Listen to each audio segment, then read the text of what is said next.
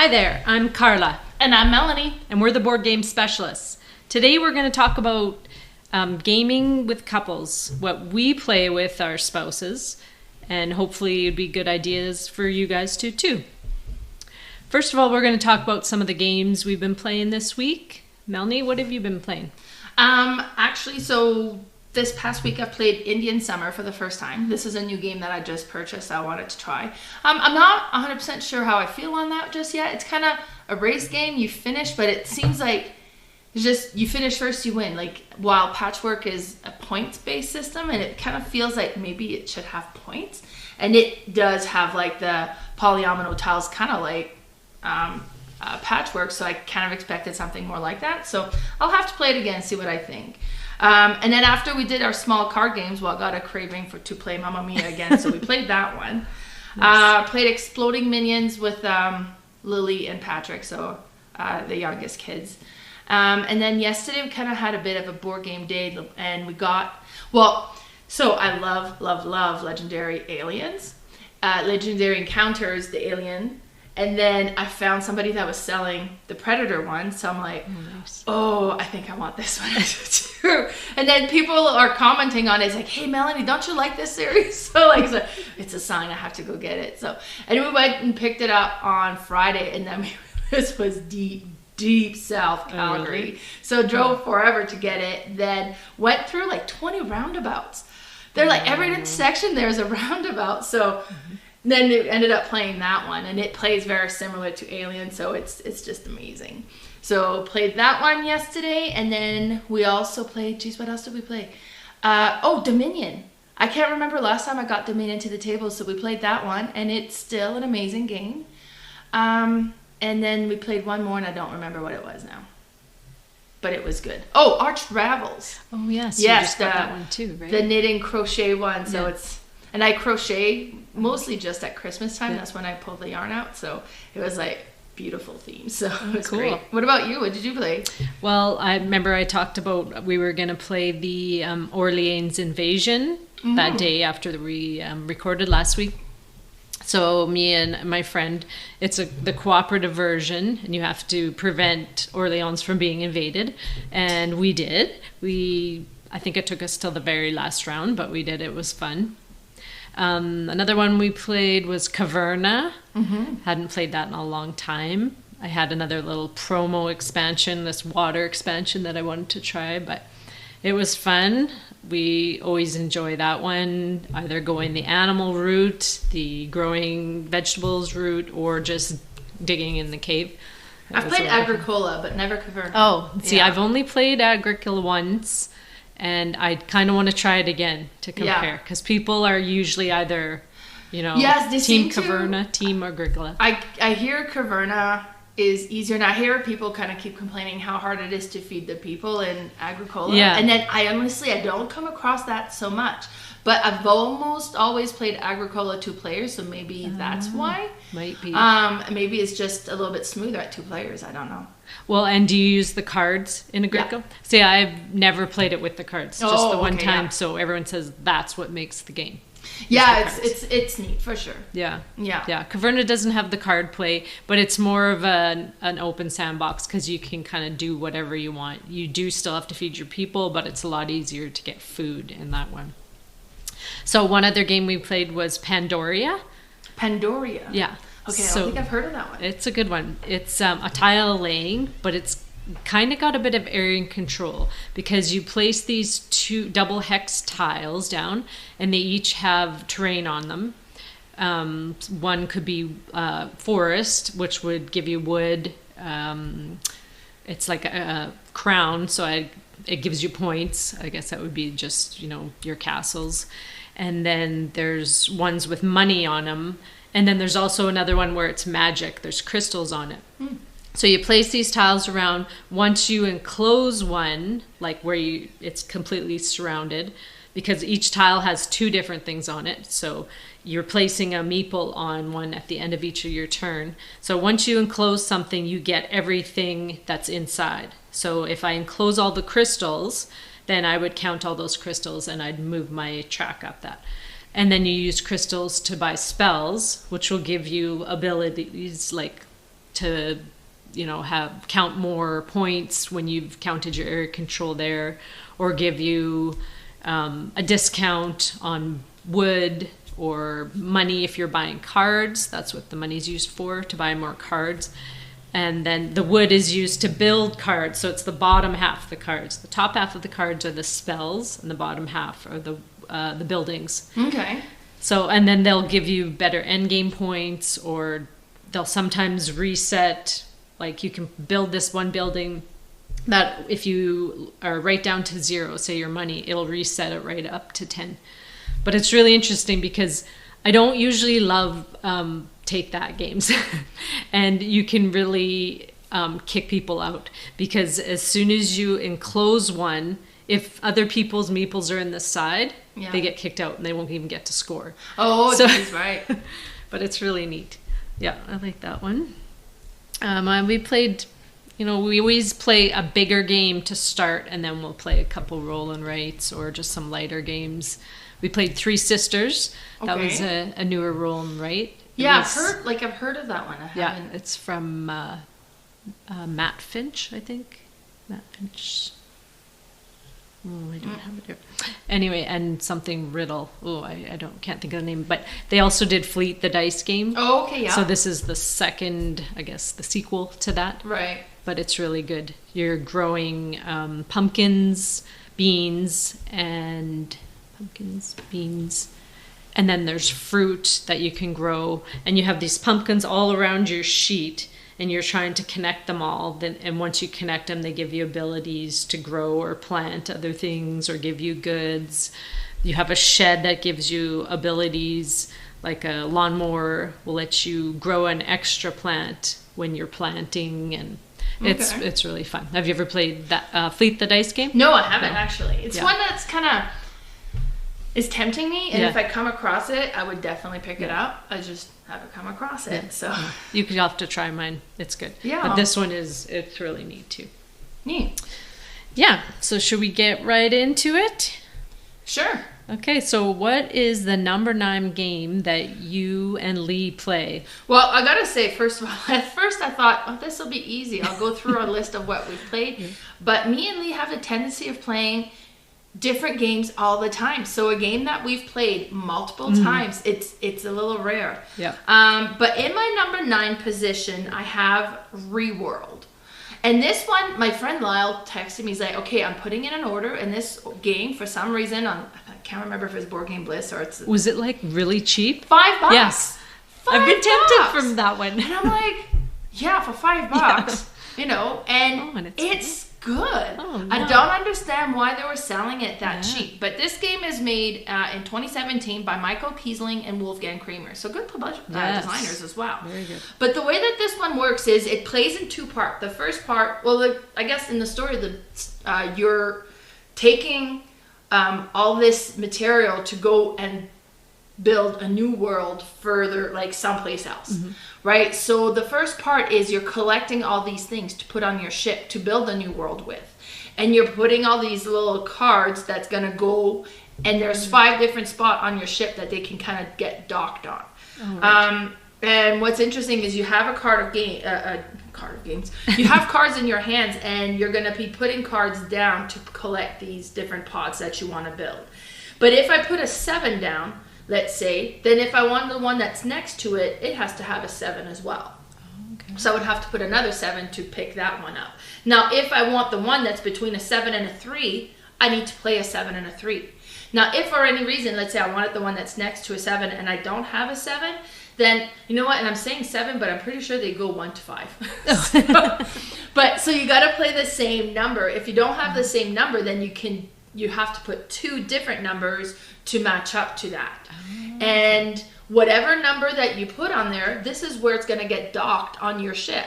So it's important which number you pick as well, because some of these things that are going to go on your ship won't leave the ship on their own. They got to be carried down to the new planet. So you have to also take on these transporter ships as well. Some of them are designed that they have their own propellers or whatever, and then they'll go down on their own. But you could get yourself where things get blocked off.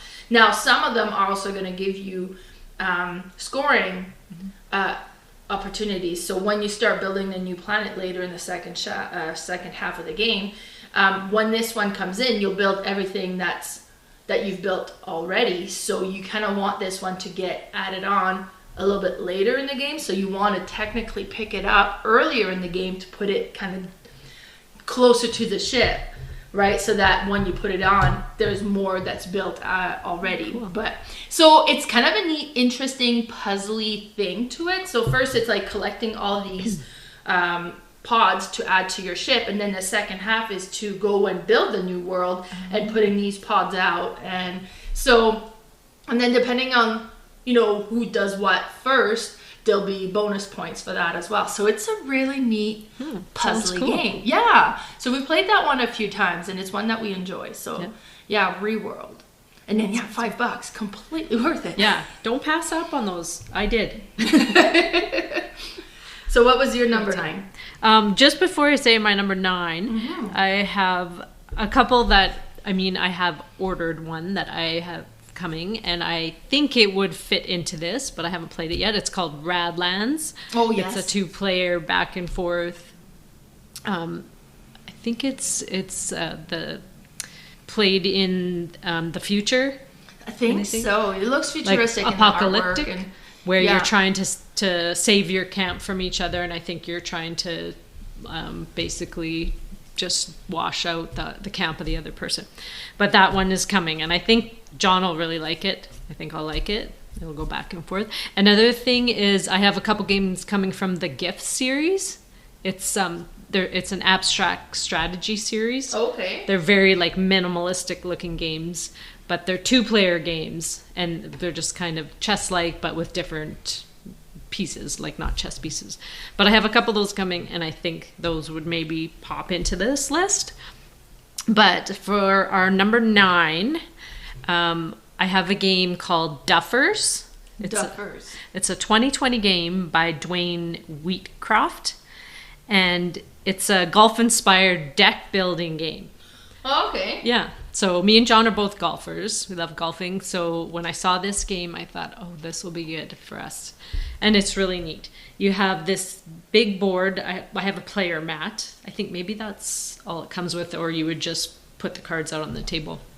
But you have a pro shop at the top, and that's where you can buy your equipment. So shoes, better clubs, just goofy things, like some hats can make things better, or there's people in there that can help you, like a trainer, or just certain things that will enhance your clubs, because you don't even start with a putter. And you have to have a putter to complete a hole. So then at the bottom of that, you can buy some putters or some drivers, just some basic stuff. And then there's also some luck cards. So depending on some of the clubs that you get from the pro shop, if you get a really good driver or something, then if you play it for yardage to complete a hole, you have to pick up some of these luck clubs or luck cards. And some of them will be bad luck or good luck. Right. And so they will help you with your hole, or could hinder you, because you would have to use longer yardage or whatnot. But each card that you buy and even start with has on it some yardage, so you can use towards a hole, and then it also has credits. So you can either use your cards to buy more cards or use them towards a hole to get a good score. So there's 9 holes, and there's different pars, like 3, 4, or 5. And so when you go to this hole and you choose, okay, you think you have a good hand that you're going to be able to complete this hole. So you'll play these cards down, like a driver, and then maybe a chipping club, and then a putter. And you'll add up the yardage on there. And if it equals what the total says on the card, like you need this type of yardage to complete it, if you have it exact, you will complete it, obviously. And then there's some free cards under each of the holes, and they're really good cards. So the first person to complete that hole will get this card. And you can also be within 50 of the yardage to complete it. Okay. So you're going around, it's a bit of a race too, because you want to complete all the holes. You can do them in any order, but the first person to do each hole gets these really good cards.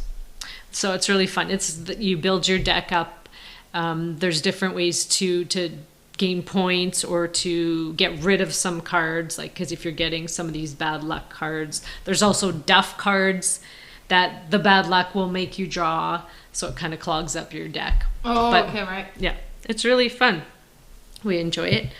Yeah, sounds interesting. What about you? You're number 8. Number 8. Well, we talked about this last week because we're doing the small card games, and this is one that we play a lot. So it's Ohanami. Oh, nice. 2019, and it's by, now I can't pronounce this name, so Stefan Bendorf. I think I said Ben Ford last time, so Bendorf. And by Pandosaurus game. But this one is it's so pretty. And it's like a neat card drafting game, and you're just building these 3 gardens, and you add cards to these 3 piles that you have, and it's either you add to the top or you add to the bottom of it, but you got to maintain numerical order. So when you come across cards that are like, one number apart, so 33, 34, you want to put those down because you're not creating gaps. And then it scores 3 times. So first one is just the blue cards, then the blue and the green cards. And then the third round, you score all the cards. But the blue card scores the least, but if you put them early on, you get to score them 3 times. So it has benefit of it. So just a neat one. And this is one that me and Lee pull out quite often. I love this game. I've tried it with multiple groups, like John, my kids, my friends. No one's really loved it. And really? I'm just like, I want to play this. Don't you hate that? I bring it out for every single group possible. Yeah, and I find this one is neat. It plays well at 2, at 3, at 4. I think it's perfect. At 2, you kind of have a bit more of an idea of what's going to come back. So it'd be like, okay, well, I'm going to leave these here because I don't think he's going to use those, and then I can put them afterwards. So you kind of have a bit more information. And then at 4, you have no idea what's going to come back. Because you're drafting the cards, right? Yeah, exactly. Yeah. So, I love it. It's a great one. I can't believe you. I know. Having so much resistance. I haven't found a group that likes it with me. Well, that was my number 8. And yours? So my number 8, I actually talked about the first week. It was one of the beginner games that I would teach. It's called King Domino Origins. And it's a brand new 2021 game by Bruno Cathala. He's had games before. This is kind of a sequel to, or I guess the triquel, I don't know, the third game in the series, trilogy. So there was King Domino and then Queen Domino, and this is a third version. It's such a good game, though. It's a tile laying game. The same as King Domino, but it adds a little bit more. It adds some resources to it. Okay. And there's also 3 levels of play in this one. So you can start with just using the resources, and then you can start using, there's little tiles that have people on them that will give you extra points as you place them on there. It's such a good game. We love it. He's only actually played it, I think, twice, but he really likes it, and I'm so glad. Oh, because it's brand new, so you guys have the chance I got it at Christmas. He actually got it for me for Christmas. Oh, nice. Yeah, because I could see that. King Domino, I just played that one last month, within the last month for the first time. And it's a neat, simple game. But so it's very simple, so I can see it have room to add, kind of add different things to it for sure. And it's one that you can play. It's not like it takes a lot of thinking. You can, have coffee over it, just chill and sit and play. Nice. Yeah. All right. So now we're at number 7. And so me and Lee got watching the original Star Trek series. Oh, yeah. Like the original from the 70s. It's so bad, it's good. And then after that, I kind of got on a Star Trek buying theme. So I got the Star Trek Catan, the Star Trek Panic, and I got this one for Lee for Christmas a couple Christmases ago to kind of go in that one. And although it's not like an official IP to Star Trek, it obviously is. And this one is called The Captain is Dead. So it's a 2014 game by Joe Price and J.T. Smith, and it was published by Alderac Entertainment Group. And it's hilarious. So you're on the ship, the captain is dead, and you have aliens that are on board, and you need to kind of get the warp core fixed so that you guys can go into warp speed out of there. And things are just falling apart, but like you have different characters that you can all play. So if the person plays with the red shirt, basically every time they die, they come back. Like, it's kind of like in Star Trek, right? Everyone out there is like, oh, he's not gonna make it because you know that one's dying. So so you have all the different abilities that, like, different characters that have different abilities. Some are really good in science, some are really good in the medical stuff or whatever. And you going around and things are falling apart. So put a little bit pandemic-ish in that way, because every round you're flipping cards like, oh great, well we have Klingons that are after us or some sort of ship, and then it's messing things, and then you have torpedo that you can shoot them with, trying to get rid of them. And then you got the aliens on board, and you can't, like if you're hurt, you can't transport, but there are transporters across, so you can go quickly from one area to another. And you need to have certain skills in order to be able to, build more torpedoes, or you have to have more skills in order to be able to fix the warp core. But the warp core needs to be fixed 7 levels. Like, there's 7 times you got to fix it before it's operational again. And so neat, so interesting, so hard. Like, this is a cooperative game where I think we won it once because we played it wrong. But it's so very thematic to that genre, I'll say, since it's not specifically Star Trek, but it really feels like it. So it was great. So that was my number 7, The Captain is Dead. Now, is that one, like, the art is cartoonish? A little bit, yeah. Okay. Like, it's kind of... Does it say it's about Star Trek on there? No, okay, it doesn't say Star Trek the one I'm thinking. thinking. But I mean, like, one of the card that comes up is the beard, and it gives you extra power for when that one character ended up getting a beard. So it does follow the Star Trek original series so closely. They maybe just didn't purchase the IP. Exactly. It's just, it's not, but it is, right? Yeah. It's so good. Oh, so good. I've seen that game, but I would have no idea that it was Star Trek themed. Yeah, no, and you don't until you get playing, and I was like, okay. So, yeah, it's neat. That's your number 7? That was my number 7. Okay, my number 7 has a little bit of a story. This is the first, I'd say probably Euro-ish game that I got John to play. It's called Suburbia. It was made in 2012 by Ted Elsbeck. And it's funny because when we played it, I had the old version, like the very old version of it. So we played, and he really liked it. And ironically, it was on Kickstarter at the time, the big collector's edition. Oh, nice, yeah. And so I thought, oh, perfect. I can get this, and he's going to love it. So anyway, I did purchase the Kickstarter edition. And then I had sold my other one before it came. Obviously, the Kickstarter took a little bit longer than, expected. So we didn't have it for a while. Yeah.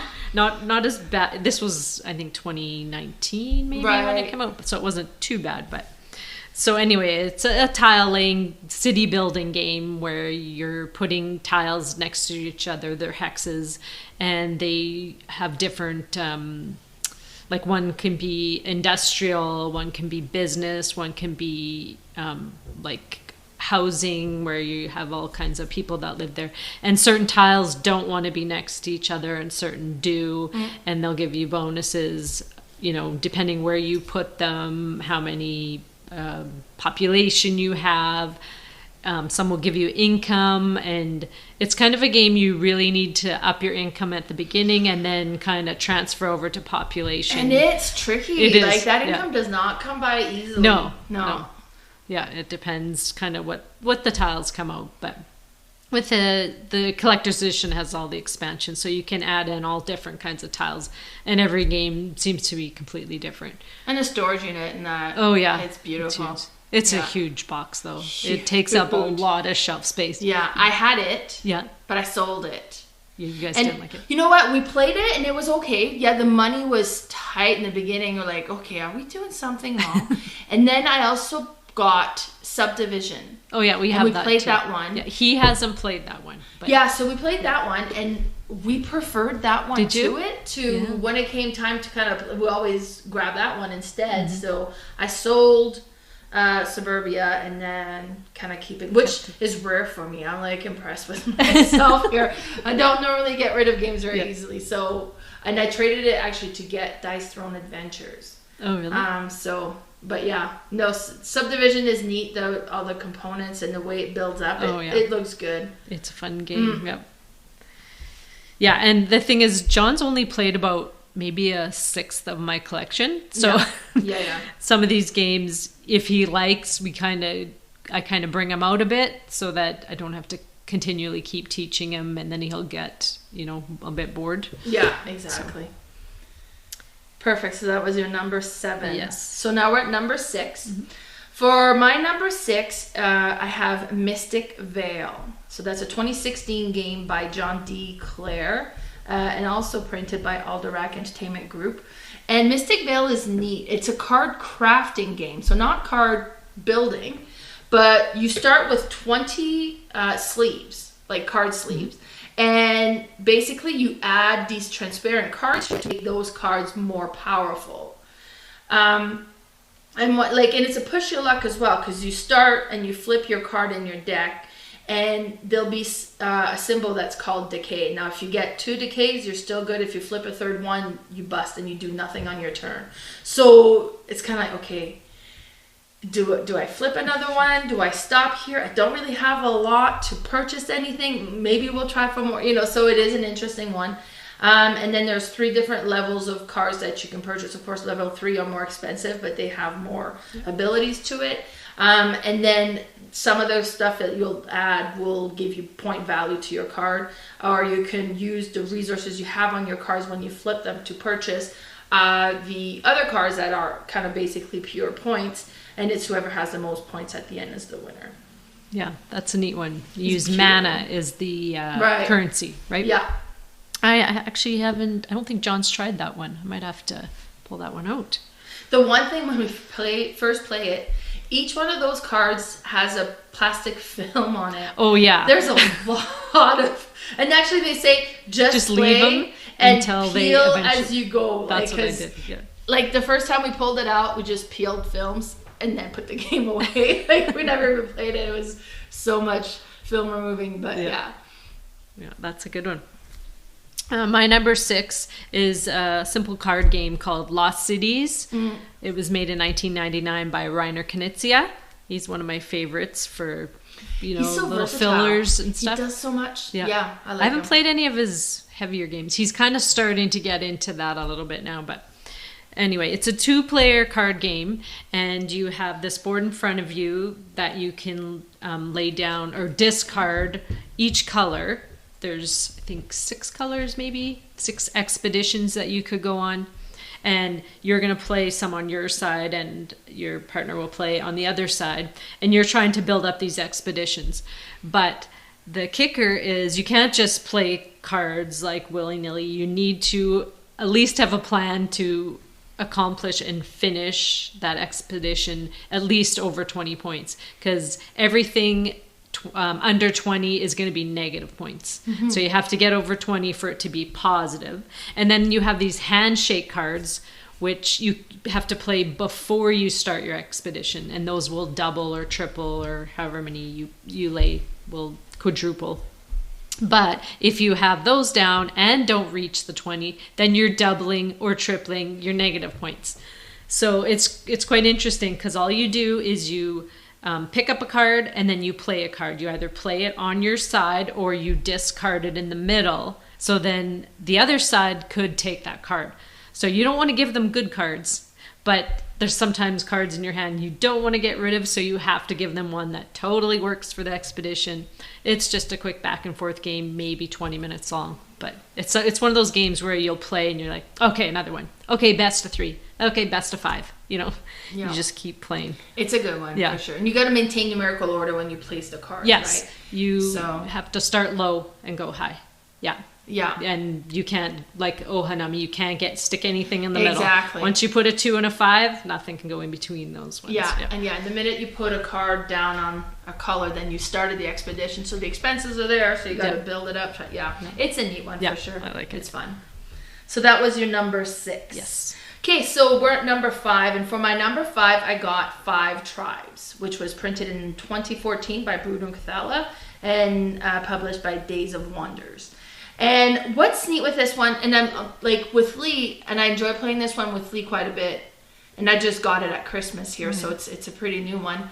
But because this is a game that can create a lot of analysis paralysis. Yes. And luckily me and Lee are really good on that side. Like, it's not something that crushes down. So, because otherwise this game would be horrible. Yes. Because you've got this big tile board that you create, and each tile is going to have 3 meeples on it of different colors. And the goal is to move these meeples into a new location, and every tile you go through, you have to leave one of the meeples, and then you got to land on a spot where you have other colored meeples that matches that last meeple you drop off, and you get to do that action. So depending on the meeple that you drop off at last, what you can do. But so when you have a whole board of this, kind of, okay, well, which one do I want to move? Where do I want to go to? There's a lot to consider. Mm-hmm. And if you're playing with somebody that wants the optimal move every time... You don't play this game with those people. It would take so long. Right. So, but me and Lee are pretty good on that side, as I mentioned. So it's really pleasant playing with him. Mm-hmm. And then we just kind of... It gets pretty puzzly, right, what you're trying to do. And then if you land in a spot where there's all the same colored meeples, and because the meeples that you land with, you pick all of them up. So if there's all gone, then you take control of that tile, and that's going to give you a score at the end of the game, and whoever has the most points at the end of the game is the winner. So I'd heard great things about it. It's one that I always wanted to get, and I finally pulled the trigger on that. So I'm not disappointed. This is a great game. No, it's awesome. I totally agree. I think it was our number 10. I think. Yeah. It's the Mancala mechanism in it, dropping those, picking the meeples and dropping them off. And I mean, basically every move changes the game. So you can't foreplan in this game. You can't, because as soon as somebody picks up those meeples and moves them around, the board is completely changed. Exactly. Unless you kind of bid at the beginning of the game so you can play twice in a row. True. With 2 set players. Yourself up. Yeah. Yeah, because you could almost do it where you're the second 2 and then the first 2 the next round, right? So you almost have 4. Is that how? Well, in the 2-player game, you get 2 meeples, I guess. So you get to play twice each round. Yeah. So you could try to squeeze 2 together, or No, it's really fun. I love it. Mm-hmm. There's a little expansion. I can't remember what it's called. It has the purple meeples, right? And they add a whole extra thing to it. Yeah. Nice. Yeah. It's fun. That was your number 5, right? Number 5. My number 5 is a brand new one. It was the first Kickstarter I received this year. It's called Caper Europe, and it's a 2021 game. I did receive it in 2022, but I think some people did get theirs in 2021. And it's by Une Rubio. I think that's how you pronounce it. It's a 2-player only, basically card game again. And you have this board in front of you, like in between the 2 of you, this long board. And you have 6 different rounds. You have 3 thief rounds and 3 gear rounds. And so you pick up, you each get 6 cards, I think 6 at the first round, thief cards. And so you're going to play a thief to one of these 3 locations. And then, so you take one, you play one, and then you pass the cards. So we swap cards, and then we're going to each play another one. You play 5 thieves, and then one will go in the discard. So what you're trying to do is win the locations. So you have this little marker in the middle of the board, and you're trying to slide it across to your side as far as possible, because the further it is, the more points you're going to get. And then there's a location card on each of these 3 locations that require certain things or give you extra points for playing, a certain color card. Or if you play this blue card, you get to move the location marker 1. There's also, it's called Priceless Stolen Goods. These just little cubes kind of thing that you can take, and they're like a set collection at the end of the game. You can also play different, it's called burn cards. So if I play a card exactly lined up with the other person's thief and they have some gear there, that gear will burn. So say they played something that gave them 4 coins, and I burn it, they have to pay those 4 coins back. Oh no. Yeah. Or if there's some cards that'll let you move the counter marker 3 towards yourself. You play that burn card, it comes back my way. So there's a little bit of take that and that, but it's really fun because you're kind of trying to equal out the locations, but you can't win all the locations. You sometimes one will win 2 of them, and usually that person will win because you add up points from there. Your thieves will all give you points. Some of your gear cards will give you points, your stolen goods. But it's a really quick one, and the game comes with 5 different locations, I think. There's like Barcelona, London, I can't remember the other 2 offhand, and then the base one. So it's a variety, like it mixes up quite a bit, but it's really fun. Nice. We like it. Good. Yeah, sounds interesting for sure. And that was your number 5? Yes. So now we're number 4. Number 4 is another one for me that was mentioned last week. Oh, yeah. Because we like to play the card games. And it's Star Realms. So Star Realms, I think, was my number 1 last week. I think so. And it's a deck builder where you're battling one against the other, and it's like last man standing is the winner. And you start with cards that are fairly, straightforward. It either allows you to purchase or it hits by 1. Mm-hmm. And you purchase new cards, trying to make your deck stronger. And when you have cards of the same faction in your hand when you play, then it can activate extra abilities. So concentrating on trying to build up one faction more than another definitely makes sense. And it's just such a fun game. I guess nothing say I love you quite like, battle to the death, I guess. I was going to say that quote, only it was going to say nothing says I love you more than a medium euro. That's so funny. Yeah, so that was my number 4, Star Realms. We have different tastes, but same mind. Okay, my number 4 is a little bit of a cheat because it's 2 games, but they're very, very similar. And the only reason I'm mentioning both is because one's actually brand new. But the first one is Carcassonne, which was made in 2000 by Klaus-Jürgen Reed. I think that's how you say it. And it's not even a newer version. It's a newer game, but it's very, very similar, called Land versus Sea. Oh, okay. Yeah, it's a 2021 game by Jean-Paul Jacques. Jacques?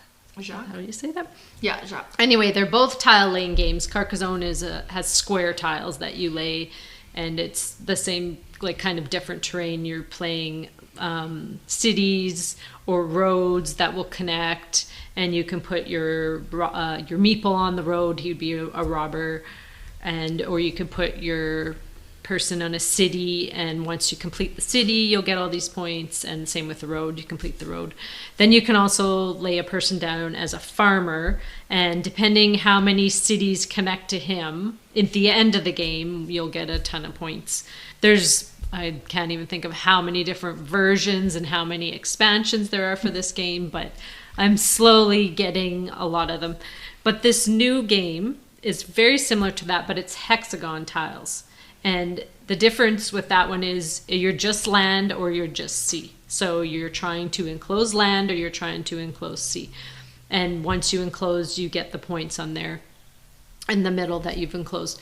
But there's also different versions to play in that one too. You can add on, there's these little stars in the middle that if John closed, I say I was C, and he enclosed C, and say I only had 4 tiles, but there was these little stars or their crosses. There could have been 5 of those in there. He would get the points for those. Oh, so right. It gives you a bit of an incentive to sometimes close them off quick if you can get some of those points. And then you can add on another part where there's caravans. There's also mountains that if they're connected for the land, they'll give you extra points, and coral reef for the water. Oh, yeah. So it's really neat. And you can play with 3 people. The third person would be the cartographer, and I think he would just focus on the coral reef and the mountains. And then you can play with 4 people. It would just be 2 versus 2. But they're very similar games, but it's just sort of a newer, moderner version of it. Yeah, that one's definitely been talked about quite a bit. Land versus lately. Sea. Yes, yeah. It was on tons of people's lists, and I couldn't get it until did I get it after Christmas? I think just after. Yeah, I think it was around then, and nice. It's really fun. But Carcassonne is a classic, and Some people are bored of it, but I still can pull it out anytime. You can play it solo as well, but me and John love it. He did get me the Hunters and Gatherers Carcassonne this Christmas. Oh, yeah, nice. And we really like that one. Good. Too. Yeah. Perfect. Well, I'm glad you combined 2 games into one and cheated, because number 3 for me is a lot of different games, but it's basically a style. Yeah. And I'm including all the exit and unlock games. Oh, yeah. And I love playing those. And I love the puzzle and trying to figure out who done it and trying to make it out on time and that sort of stuff. And they say you can play like 4 people, but they lie. It's best at 2. It is best. Because when you kind of get a higher number, you do get the one that's kind of sitting back, waiting for a turn to see the cards. And it's so easy to lose interest that way that I find these games are definitely best at 2. And I've put this number 3 on my list, and that's really because it's my list and not Lee's list. Lee doesn't like them quite as much as I do, but he plays them because I like them so much. Yeah. So those are all the exit and the unlocks. And it's so neat how everyone is so different, and there's always something that kind of takes you by surprise. And so I really like those ones. The exit, the game gets destroyed as you play. Yep. And at first that was a huge bother to me, but it's really not. Like, it's $15 for a game.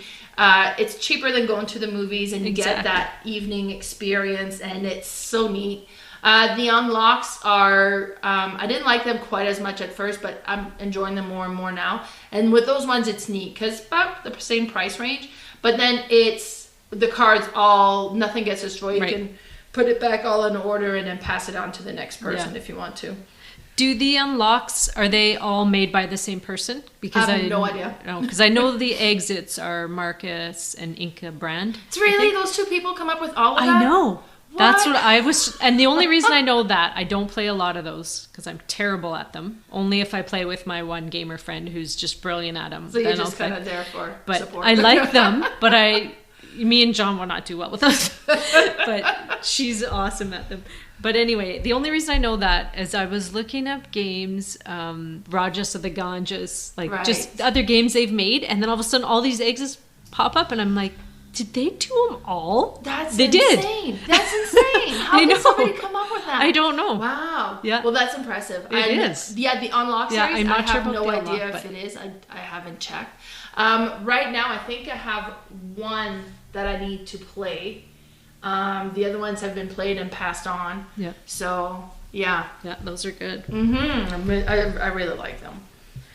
Awesome. Okay, so this is my number 3. Another Euro. I did not ever think I would get John to play Euros. I just, pulled one out one day. Well, the Suburbia. This one's a little bit more involved. Not too much more. I wouldn't say it's heavy. I'd say it's still medium. It's called Lorenzo Magnifico. So it's a 2016 game by, there's 3 designers. Flamini Brasini, Virginio Gigli, and Simone Luciani. Anyway, I usually just call them the Italians. Yes, I think a lot of people take that shortcut. Yeah, I mean, they're awesome. I love the Italians. They're great. They make so many good games. But this game is an engine building game. You send your family members to different areas of town to gather resources, influence, and whatnot. And then you kind of build your resource engine. Sometimes you'll just build an engine that gives you straight victory points at the end. But you lock each other out if you go to one spot. It has the worker placement, which your workers are just these little cylinders, and you place them out. I think you have 3, and they have to kind of go in a bit of an order because they're like assigned with the dice that you're choosing. And it's tricky because sometimes you'll go to one location. There's 4 on each color of that you can get different cards through, and you'll put one there, and you've basically blocked him out because you can't go on the same spot with your family member. There is like a neutral one that you can use that can kind of go anywhere, but then if you're not using your neutral, you have to have a higher one in order to go in that row next time.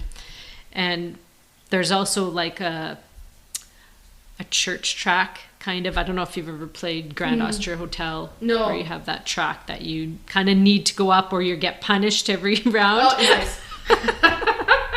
Okay. Slaps you around.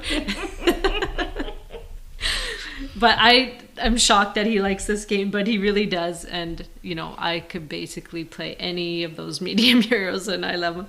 It's kind of a weird 2-player romantic game, but it's one of his favorites. Oh, that's good. And that was your number 3. Yes. Perfect. So we're at number 2. And for my number 2, I have Gloomhaven's Jaws of the Lion, which was printed in 2020 by Isaac Childress. Yeah. And it was published by Asmodee. Now, those campaign games, I always like to play them with Just Lee because he lives with me, so it's easy to get to the table and get together. I find when you have something like that plays the same people multiple times, it's really hard to schedule and get everybody together to do it, so I don't even try it. Those games are for me and Lee. Yeah. And Jaws of the Lion's one that we're probably a little bit over halfway through. We're kind of mad at it right now. Because the last scenario we played... Bad game. Well, the last scenario we played, and this is neat, and I definitely recommend you watch it played on it, because the first 5 scenario teaches you how to play the game. So it starts very simple, and then it kind of keeps adding the elements to it. So by the 5th scenario... You're full in. Oh, yeah. And you've eased yourself into it, which makes it a lot more easy to enter into a type of game like this, right? I have Gloomhaven that I haven't played yet. We've got that lined up for afterwards, but I think playing Jaws of the Lion first is going to make that a lot easier. And then Jaws of the Lions also has like the pre-printed maps in the book. And so the setup is a lot easier. It's a book you kind of just keep flipping, you flip through depending on where you are in the scenario. Right. So but the last one we did plays in 2 parts, and we didn't know that. So we kind of put in all of our good cards in the first half of the game and got slaughtered in the second half. So we died. Like a horrible, terrible death. And it's like, oh, we're going to have to do this scenario again. Like, give me a bit. We gotta make our peace with Gloomhaven here first and go back at it again and try again. But it is so neat. I'm playing as the warden, so my type of move are more like, kind of controlling the movement of the monsters or controlling my the other players so that I can help them heal or help them do extra attacks and that sort of stuff, which is great. But Lee's character always seems to play first, and he always plays and moves out of range, so I can't do the move I plan to do sometimes, it seems like. But it's been interesting. It's a very neat game. The way that it plays, the way the mechanism plays, it's been a lot of fun. Yeah. Nice. That was your number 2? That was my number 2. My number 2 is a small little card game by Alexander Pfister. It's called Port Royal. Okay. He made that one in 2014. It's basically a push your luck tableau builder. You're just trying to be the first one to get to 10 points. And what you do is you just keep flipping cards until you get what you want or you bust. The way that you bust is you have, I think, 3 different ships. We haven't played it in a while, but this was probably our mostly played game for years and years.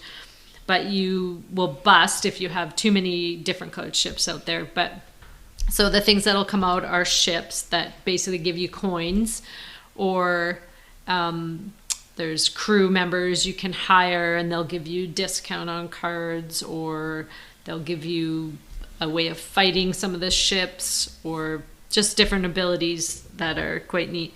But there's also these expeditions that you need to, or you don't have to, but they help you fill out to get bigger points. So you have to have a certain type of card, either a certain person or certain things, cards, and then once you have them, you hand those cards over, so you lose the little points on those to get a card with big points. But it's really fun because we just, again, we play it 3 or 4 times in a row. Sometimes it lasts 10 minutes. Sometimes it can go forever back and forth. Mm-hmm. You're losing points, gaining points. It's a fun game. We haven't played in a while, but it was definitely our top play game, I think. Nice. Yep. Yeah, I haven't played that one before. And now we're on number 1. So number 1 game for me was printed in 2014 by Upper Deck Entertainment, and that is Legendary Encounters Aliens. Love that one. Not the one you got, the first one. The first one, yeah. And it was funny because I played this one for the first time years and years ago with a friend of mine, but I had never watched the Aliens or the Predators or anything. So when I saw it, we played it. It was great. It's a cooperative deck builder game, and you're trying to kind of go through these scenarios, and there's different objectives. I think we ended up losing that first time, but I could tell it was good. And then me and Lee and my stepson Nick, we ended up watching the whole Alien Predator series. And then I thought back on that game. I was like, oh my God, hold on. I think that game was even better than I thought. So I tried to buy a copy and I couldn't find a copy anywhere. And then a friend of mine got a hold of me, says, well, you could borrow mine. So I was like, this would be great. So I went over and picked it up and we played it. And it's so amazing and it's so thematic to the movie. So you're playing, and on your turn, the first thing you do is you take one of the card from like the monster deck and you put it out along this, and it represents the ship, right? So they're in the ship, but you don't know what the card is. You don't flip it over. So on your turn, you could spend attack to scan that area and flip it and see what it is. And it could be all sorts of things, right? So it's an alien and you got to destroy it, and then it'll make its way down this shaft, I think it is, until it falls into this combat area, and then you're have to battling it because you're in the same space, right? But like you'll have something that comes up, and it's the face hugger. So that's the egg that throws that alien into your face, and it impregnates you with an alien. So you get the face hugger card, and then if you get this one, you put it next to your character, and you have up until it's your turn again to have it destroyed. If you can't destroy it, the other players can try and destroy it as well. But if it's your turn and this face hugger is still there, well, it becomes a chest burster because you've been impregnated. You have an alien inside you, so you take a chest burster cards and it goes in your discard pile. And that's fine. As long as it's in the discard pile, nothing's going to happen. But eventually, you're going to run out of card. You got to shuffle the discard pile. Now there's a chest burster somewhere in there that's going to come up. And then when it does, well, this alien bursts out of you and you're dead. Right? So when you're trying to reach the 3 objectives before all the players are dead. And it is so thematic to the movie. It's so great. It's neat. And then, this week I just got the Predator one, and you can actually combine Predator and Alien together and then do the Predator versus Alien movies now. It's neat. So neat. This is one that we really enjoy. I mean, it's good at, the higher player counts, but we mostly play this one, just the 2 of us most of the time. Oh, neat. Sounds exciting. It really is. It's nerve-wracking. Yeah. Oh, it's one of those games where you kind of sweat. You're like, almost. Oh no, there's a chest burster. You burn energy. I love those games. Mine's not quite as exciting as that, but this is our favorite collectively game that we've played. It's called Raiders of Scythia. It's a 2020 Shem Phillips game. So it's kind of a remake of Raiders of the North Sea, and it's basically different, you're Vikings in this one. So you're, maybe you're not Vikings in this one, because you're raiding different, you're raiding different places. One of them is Greece, which is my husband's Greek, so this was his sell. Right. He's like, yes, let's play this, but he loves it because you're raiding and plundering. So yes, you are Vikings, and you're building your crew. So you build up your crew to help you raid, and the more crew you have, the more you're going to be able to raid and collect from there. But you also can have gather animals, horses and eagles, and they can help you out as well. But you kind of are just going over the board trying to plunder, and once you plunder, then you can fulfill these different expeditions, I think they're called, and once you get them, they just give you more points, which will multiply. But it's such a fun quick game because it takes us, I think, under an hour to play. But building up our crew, is so fun because they're completely different. Like you have all these really tough, badass women on your team, and then sometimes you'll have like just this old man who's a cook who does all the cooking for you, but he'll give you lots of help because he's such a good cook or something.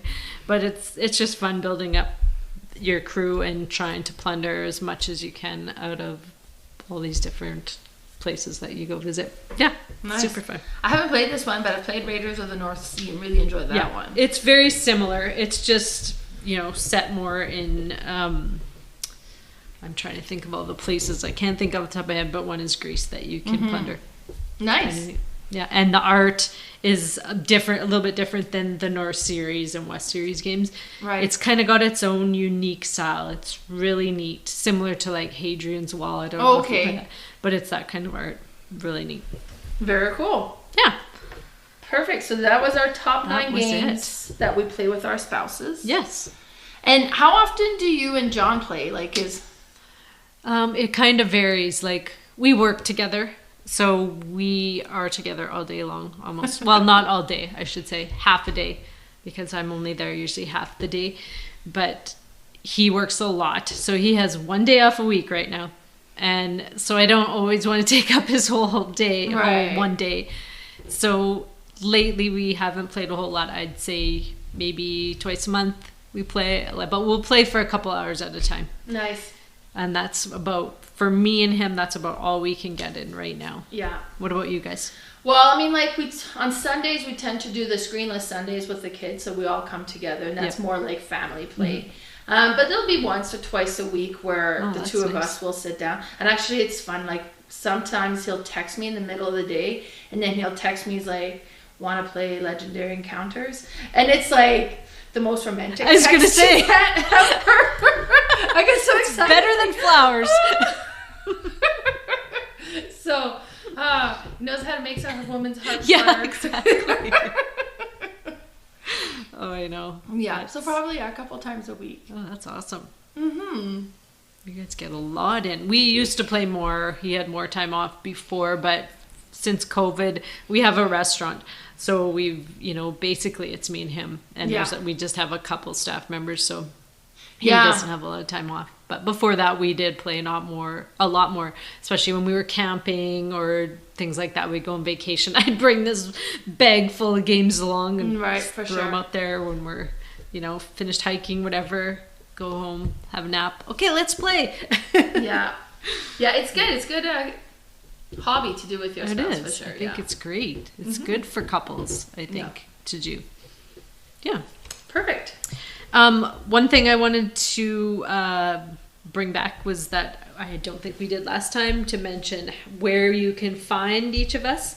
I know I'm on Instagram. Basically, that's my only platform where you could reach me. I'm Boardgame Specialist, all one word. And what about you? So I am on Instagram as the Boardgame_Mama. I'm also have a YouTube channel. That's the Boardgame Mama. And on Facebook, I'm a little bit everywhere on Facebook. My Facebook page is Didsbury in the area is playing all the games. Right. Yeah. I guess I do have a Facebook page. It's called Red Deer Board Game Fanatics. Yes. So I share that with a friend. And that was mostly just built to buy and sell trade games on there. But it's become more of a platform to even talk about games. Like, it's nice. Lots of posts and stuff to see. Yeah. Great. So be sure to check us out. And if nothing else, say hello. Yeah, you betcha. Hit us up on there. So next week, I think we're going to talk about family games in lieu of our Family Day holiday here in Alberta. I just found out it's actually not a Canadian-wide holiday. No, it's just here. Just the western side. Like, I think it goes... I'm from the East Coast, right? So I was like, was there always a holiday? No, I just looked it up. That was why. BC, Alberta, Saskatchewan, maybe Manitoba, and New Brunswick. That's it. Oh, okay. Well, I'm from New Brunswick, so then maybe I had it all. Yeah, maybe. But isn't that funny. weird? Why New Brunswick and not everywhere? Okay. I know, here and then New Brunswick. So we celebrate Canada Day next Monday. Or Yeah. not Canada Day. We celebrate Family Day next Monday. Family Day. So I think we should do it like this again, kind of see the top 9 games our own family likes to play the most. That's what we'll do. Because family weight game, there's so much. There's tons. But yeah, I think we'll just stick to what we play with our families. Yeah. Could be a wide range of different games. Yeah. Again, I'm thinking, that'll be easy, but we'll see. Might not be. No, it's going to be tons. I already put it out to my kids and my husband. I'm like, hey, these are all the ones that we've played, quite a few times. You need to choose a list. Well, and I'm a family of 6, so it's going to be high player counts. That's tough. I guess I would say I would include 6 if I include my son's girlfriend and my daughter's boyfriend. But yeah, so stay tuned for that. Definitely. All right. Well, goodbye for now. We'll see you or talk to you. Go listen to us next week. Bye. Bye.